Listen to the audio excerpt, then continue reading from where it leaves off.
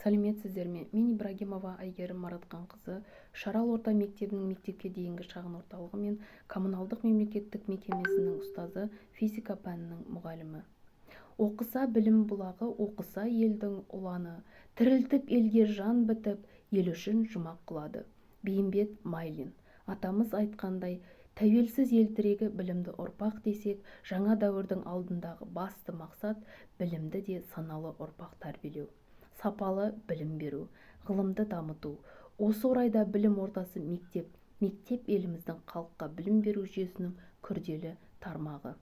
Сондықтан мектебіміздің мақсаты жеке тұлғаны жан-жақты дамытудың алғышарт ретінде оқушыларды жаңа технологиямен оқыту арқылы шығармашылық қабілеттілігін дамыту. Физика-математикалық білім беруді дамыту қазіргі заманның жаңа талаптары. Ендігі мәселе математика, физика пәндері бойынша оқушыларды қорытынды аттестациялауға дайындаудың тәжірибелері. Ең бірінші тестілерге сараптама жасау. Бұл кезде мен өткен жылдардың тест жинақтарына сараптама жасап, жиі кездесетін тараулар мен тақырыптарды анықтаймын.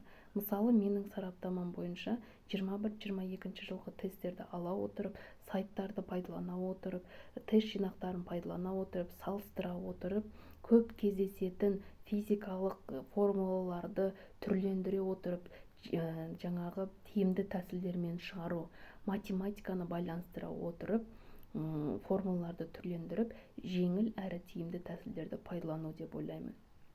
Екінші, қиындық тудыратын мәселелерді анықтау. Бұл дегеніміз, бұл кезде біз мұғалім оқушымен қарым-қатынасымызды жақсартамыз. Яғни оқушымен әңгімелесе отырып, оның психологиялық ахуал туғыза отырып, жылы қарым-қатынас орнату. Сол арқылы оқушыға қиындық туғызатын тақырыптар мен тарауларды анықтаймын. Оқушыға мен тек қана мұғалім емес, сонымен қатар оның көмекшісі екенімді сездіремін.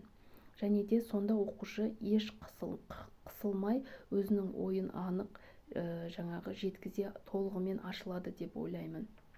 Және де оқушыға АКТ-ны дұрыс пайдалануға бағыт беремін. Бұл дегеніміз интернет желісімен гаджеттерде физика пәніне ұбт-ға дайындық кезінде қолдануға болатын сайттарға қосымшаларды айтып өтемін. Бұл арқылы оқушы тестілеуге кез келген жерде дайындала алады. Және де әрі бұндай жаңашыл технологиялар қазіргі жастарға өте қызықты, сонымен қатар әрдайым ізденісте бола алады. Және де сол ізденістің арқасында жақсы нәтижелерге қол жеткізе алады деп ойлаймын. Енді көптеген сайттар бар, сол арқылы оқушы тек қана мұғаліммен ғана емес, өздігімен де сол арқылы, ұялы телефондар арқылы, интернет желісі арқылы көптеген сайттарда алдын ала дайындық тесттеріне қатысып, өзінің жинаған, қателік жіберген жерлерінде көре алады. Сол арқылы дайындалып, жақсы нәтижеге қол жеткізеді деген ойдамын.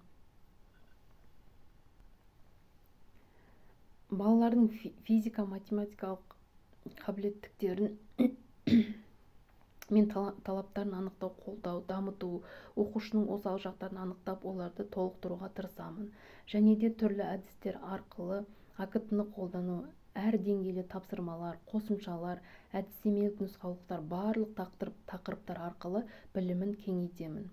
Осы қосымшалар арқылы, тест нәтижелері арқылы, осы интернеттегі сайттарды пайдалана отырып, жақсы көрсеткіштерге жеткізуге тырысамын. Қорыта келгенде, ұдайы еңбек ету өнердің де өмірдің де заңы дегендей, оқушылардың шығармашылық қабілеті мен белсенділігін арттыруда мұғалімге үнемі ізденуге, тұрақты еңбек етуді міндеттейді. Әрине, атқаратын істер де аз емес, дегенмен де әлі де болса, бізді ойландыратын, толғандыратын істер жетерлік.